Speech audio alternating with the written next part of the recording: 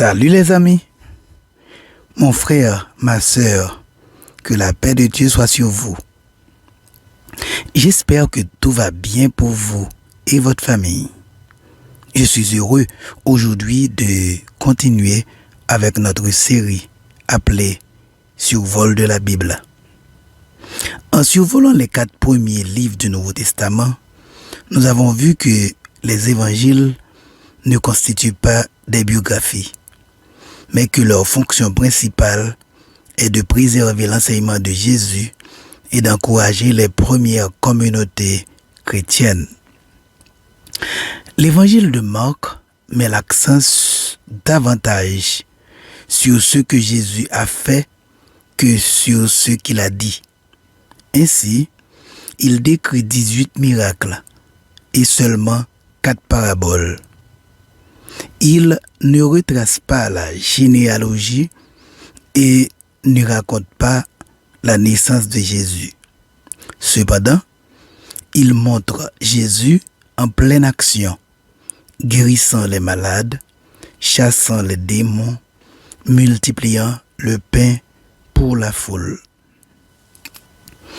Alors que l'évangile de Luc couvre de nombreux événements familiers trouvés dans les autres évangiles, il se distingue par son accent sur la compassion de Jésus pour les pauvres, les marginalisés et les exclus de la société. À travers les paraboles de Jésus et ses interactions avec diverses personnes, l'évangile de Luc souligne l'importance de la foi, de la repentance et de la grâce de Dieu dans la vie des croyants. L'évangile de Jean se démarque des 3 autres évangiles synoptiques, Matthieu, Marc et Luc, car l'évangile de Jean approfondit l'essence spirituelle du message du Christ, soulignant la nature divine de Jésus et son rôle de fils de Dieu. Les 7 dieux subis trouvés dans l'évangile de Jean proclament la déité de Jésus-Christ. Dans l'évangile selon Saint Jean, à plusieurs endroits, nous voyons le Christ répéter ces paroles. Je subis le pain de vie. Jean 6, 35 et 48. Je subis la lumière du monde. Jean 8, 12, 9, verset 5. Je suis la porte. Jean 10, verset 7. Verset 9. Je suis le bon berger. Jean 10, verset 11. Je suis la résurrection et la vie. Jean 11, verset 25. Je suis le chemin, la vérité et la vie. Jean 14, verset 6. Je suis le vrai cep. Jean 15, verset 1. Chers amis, 8 signes dans l'évangile de Jean attestent la déité de Jésus. Ces signes sont, premièrement, l'eau changée en vin à Cana. Jean 2, versets 1 à 11. La guérison à distance du fils d'un haut fonctionnaire romain. Jean 4, versets 46 à 54. 3. La guérison à la piscine de Bethesda d'un paralytique. Jean 5, versets 1 à 18. 4. La multiplication des pains pour nourrir 5000 hommes. Jean 6, versets 1 à 15. Sa marche sur les eaux. Jean 6, versets 16 à 21. La guérison d'un aveugle de naissance. Jean 9, versets 1 à 41. 7. La résurrection de Lazare. Jean 11, versets 1 à 45. 8. La pêche miraculeuse. Jean 21, verset 1 à 14. Le signe, la preuve la plus forte en faveur de la déité du Christ Jésus est sa résurrection. C'est la raison pour laquelle l'apôtre Thomas, après avoir vu le Christ ressuscité, dans un élan d'adoration, a dit « Mon Seigneur et mon Dieu ». Jean 20, verset 28. En lisant et en réfléchissant sur le livre de Jean, nous sommes encouragés à embrasser Jésus comme la parole, le logos, l'éternel je suis, le ego eimi, le pain de vie, la lumière du monde et la source de la vie éternelle. Par la foi en lui, nous pouvons expérimenter l'amour, la joie, la grâce et la paix qu'il offre et nous joindre à la mission de répandre sa lumière dans le monde. Le livre des Actes des Apôtres relate la progression et la propagation du christianisme depuis la capitale de province qui était Jérusalem jusqu'à Rome, la grande capitale de l'Empire. Le livre des Actes des Apôtres nous rappelle que la mission de l'Église n'est pas liée par des barrières culturelles ou ethniques, mais plutôt un message inclusif d'espérance et de rédemption pour tous. L'épître de Paul aux Romains est un résumé de tout le message du Christ à l'humanité. Païens et juifs sont bel et bien solidaires d'un même péché qui les englobe tous. Personne n'y échappe, mais personne ne doit non plus désespérer, car en Jésus-Christ et par lui, nous sommes sauvés, libérés. Le peuple juif, écrit Paul au chapitre 9 à 11, retournera un jour vers celui qui l'a rejeté. Libéré par le Christ, le chrétien doit dès lors vivre le même amour que le Seigneur a eu pour lui. La marque des chrétiens, c'est l'amour fraternel sous toutes ses formes. Le livre de 1 Corinthiens offre une mine de conseils aux chrétiens dans divers aspects de leur vie. Qu'il s'agisse d'aborder les divisions au sein de l'Église ou de fournir des directives pratiques pour la vie chrétienne. La lettre de Paul est une ressource précieuse pour les croyants qui cherchent à grandir dans leur foi. Il faut toujours se rappeler que les ordonnances trouvées dans la première lettre de Paul est culturelle et non supraculturelle. Ces ordonnances ne concernent que la solution apportée à un problème précis. Je reprends. Les ordonnances trouvées dans l'épître de Paul aux Corinthiens, la première et même la deuxième, est culturelle et non supraculturelle. Les ordonnances que Paul a données dans ses épîtres ne concernent que la solution apportée à un problème précis. Par exemple, lorsque l'apôtre Paul dit « Je ne permets pas à la femme d'enseigner », ça ne concerne pas toutes les communautés chrétiennes. Ça concernait seulement la communauté de Corinthe où il y a eu des problèmes dont les femmes étaient à l'origine. Nous allons continuer, ou du moins nous pouvons continuer à étudier ce sujet dans la deuxième lettre de Paul aux Corinthiens, dans l'épître de Paul aux Éphésiens et dans les lettres de Paul à Timothée. Chers amis, aujourd'hui nous allons survoler 2 Corinthiens et l'épître aux Galates. Je vous demande de ne pas oublier de partager l'exposé avec vos amis et votre famille. Je vous demande de ne pas oublier de vous abonner à ma page, à ma chaîne. Et je vous demande, si vous aimez la vidéo, de dire que vous aimez, de liker la vidéo. Merci de m'écouter. Bonne audition.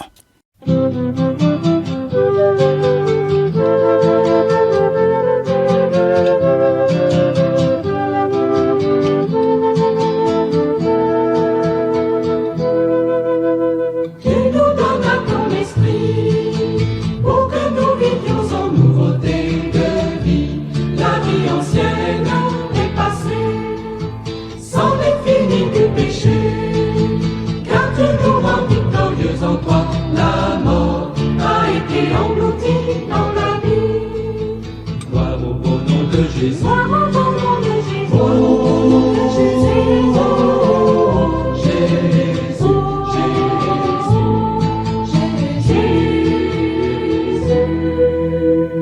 Seigneur, nous te bénissons et nous te glorifierons tous les jours de la vie nouvelle à toujours. Ce n'est plus nous qui vivons, maintenant c'est toi qui vis en nous, Seigneur. Nous pouvons t'adorer, doux Jésus.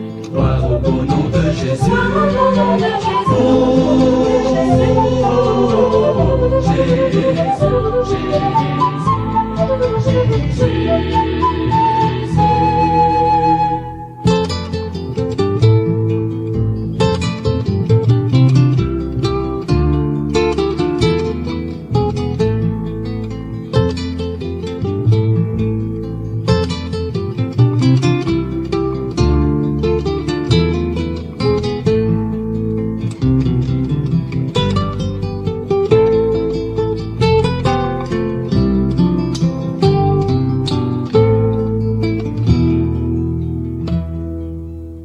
Désormais nous chanterons, animés par ton esprit d'amour, Jésus, car tu nous as aimés à jamais.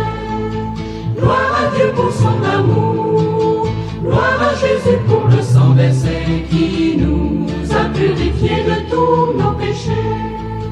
gloire au beau nom de Jésus. Gloire au beau nom de Jésus, oh, de Jésus, oh, Jésus,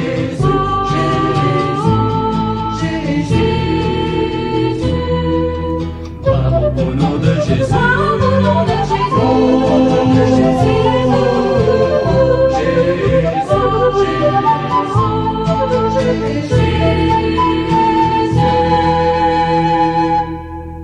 « 2 Corinthiens.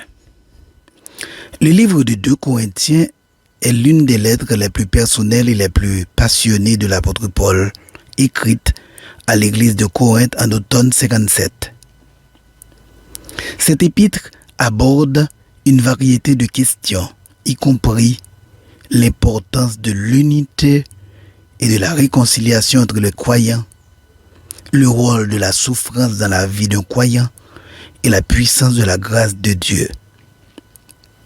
Tout au long de la lettre, Paul souligne l'importance de s'appuyer sur Dieu et de vivre une vie qui reflète le message de l'évangile de Jésus-Christ. Dans les premiers chapitres de 2 Corinthiens, Paul aborde la question de la désunion au sein de l'église corinthienne.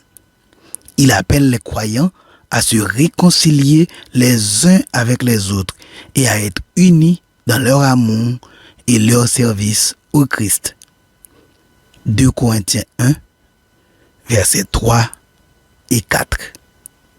Paul poursuit en décrivant le ministère de la réconciliation qui a été confié à tous les croyants. 2 Corinthiens 5, versets 18-19.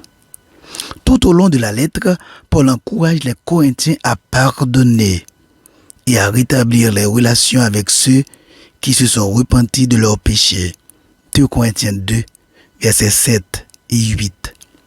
Dans ce livre, 2 Corinthiens, Paul parle ouvertement de la souffrance qu'il a vécue en tant que serviteur de Christ. Il souligne que Dieu utilise la souffrance pour réconforter et fortifier les croyants, comme on le voit dans 2 Corinthiens 1, verset 5. Dans 2 Corinthiens 12, verset 9, Paul partage une vision profonde du rôle de la souffrance dans la vie chrétienne. Tout au long de la lettre, Paul met l'accent sur la puissance de la grâce de Dieu pour transformer la vie des croyants. 2 Corinthiens 3, verset 18. Le livre de 2 Corinthiens fournit une richesse d'idées et de sagesse pratique pour les croyants d'aujourd'hui. De l'importance de l'unité et de la réconciliation entre les croyants au rôle de la souffrance dans la vie chrétienne, ces enseignements nous rappellent les principes fondamentaux de notre foi.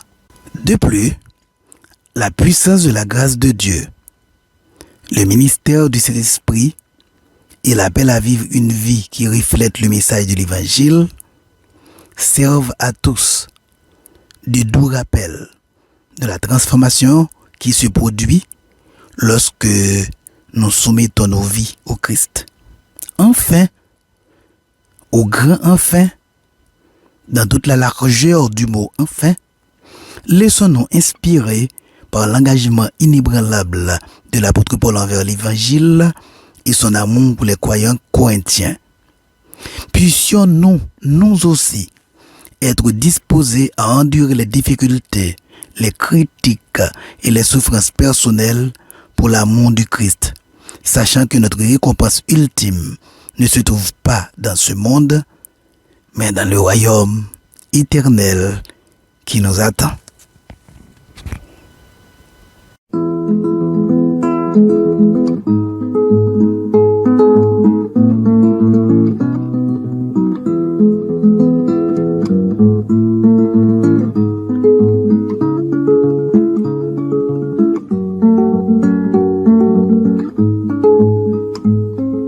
Jésus-Christ est la lumière du monde. Celui qui le suit ne marchera pas dans les ténèbres. Jésus-Christ est la lumière du monde. Celui qui le suit ne marchera pas dans les ténèbres, mais il aura la lumière de la vie. Mais il aura la lumière de la vie.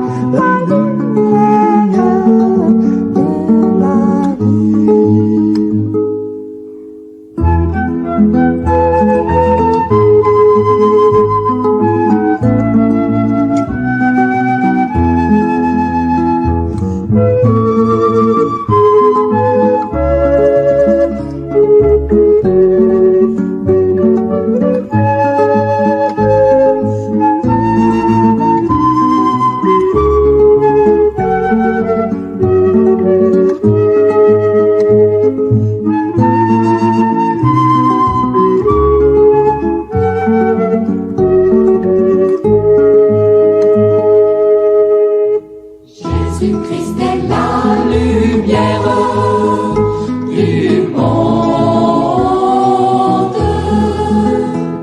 Celui qui le suit ne marchera pas dans les ténèbres, mais il aura la lumière de la vie. Mais il aura la lumière de la vie. Toi qui entends ces paroles, tu peux venir à Jésus. Tu connaîtras la lumière de la vie. Tu seras heureux. Toi qui entends ces paroles, tu peux venir à Jésus. Tu connaîtras la lumière de la vie. Tu seras heureux. L'épître aux Galates.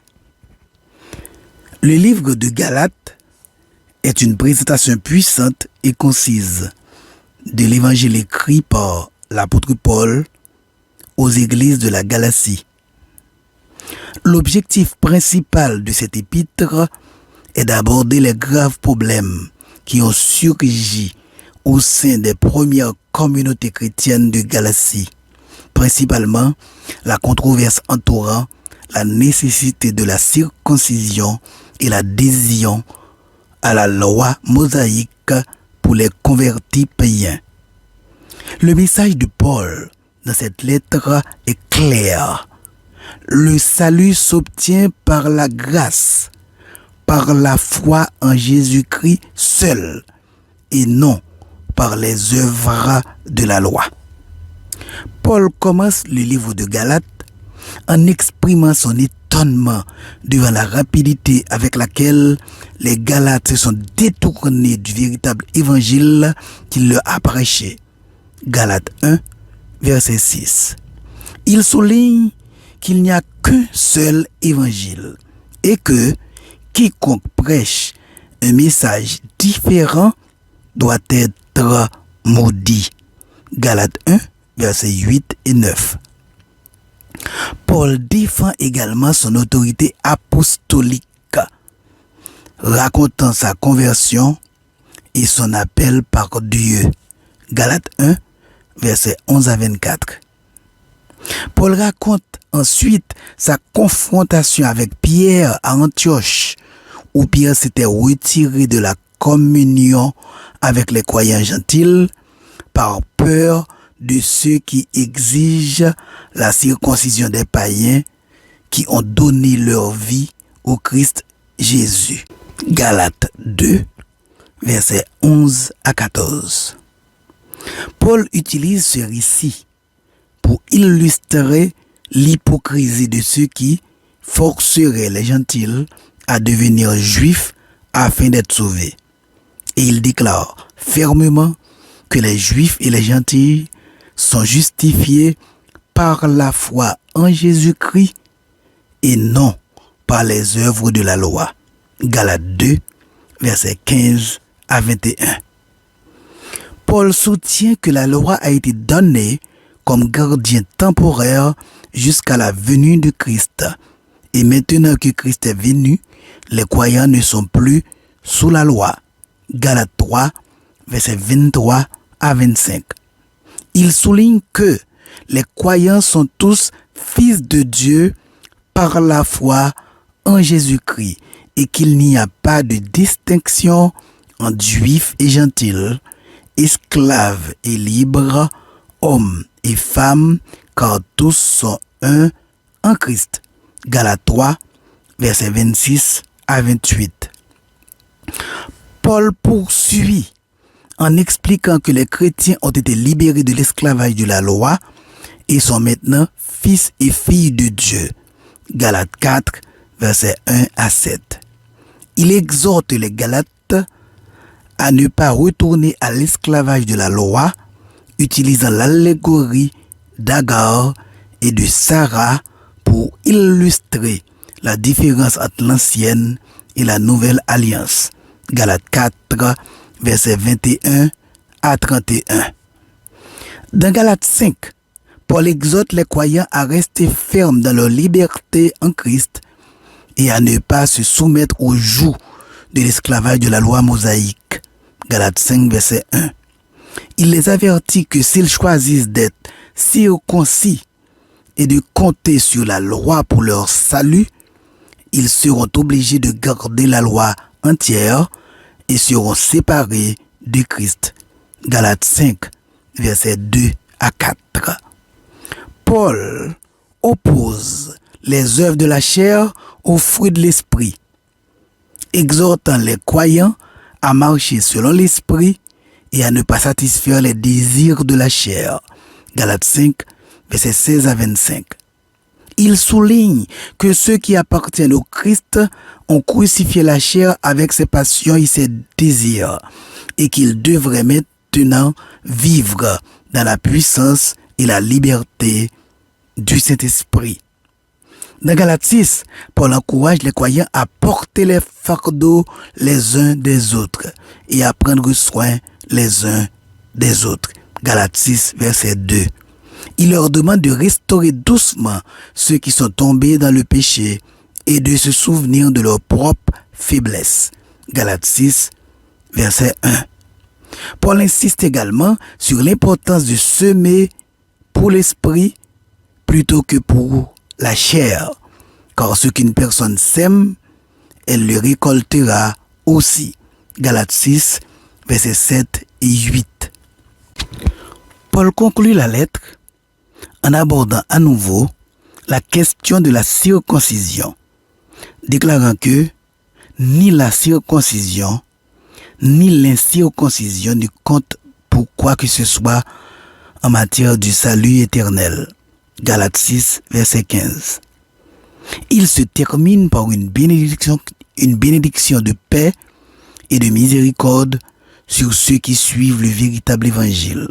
Galates 6, verset 16 à 18. Chers amis, le livre de Galates contient un message vital pour chaque chrétien aujourd'hui.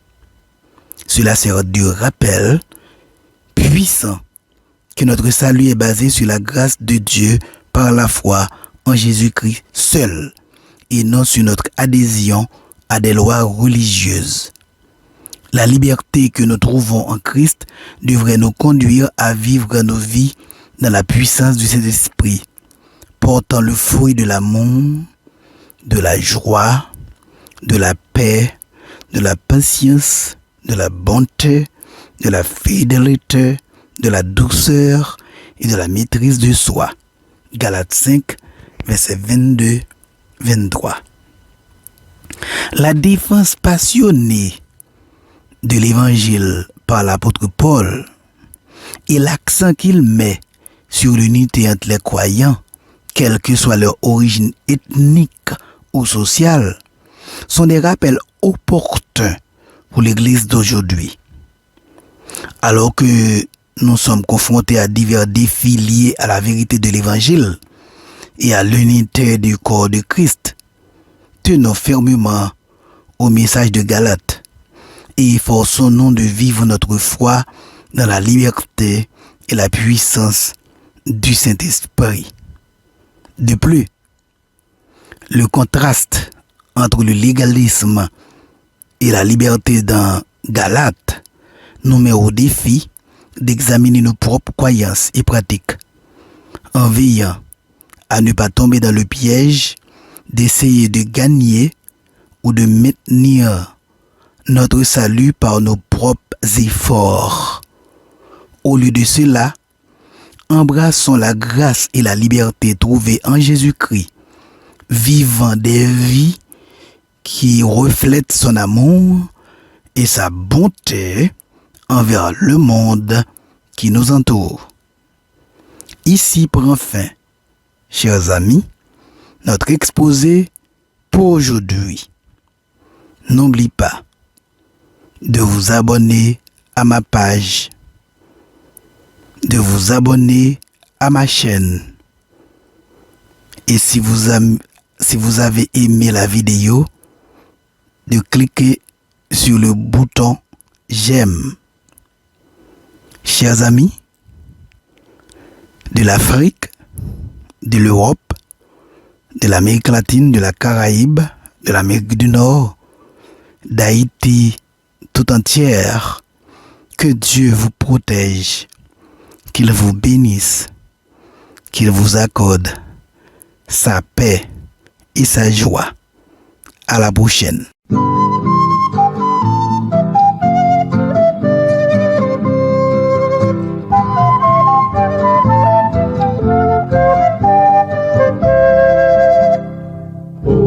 Berger, c'est en toi que je me confie pour la vie. Ô bon berger, c'est en toi que je me confie pour la vie. Ô bon berger, c'est en toi que je me confie pour la vie. Et désormais, ensemble nous suivrons tes voies, Seigneur. Et désormais, ensemble nous suivrons tes voies, Seigneur. Quelle joie de te servir. Mon bon berger, là où tu iras, j'irai avec toi pour l'éternité. J'irai avec toi pour l'éternité.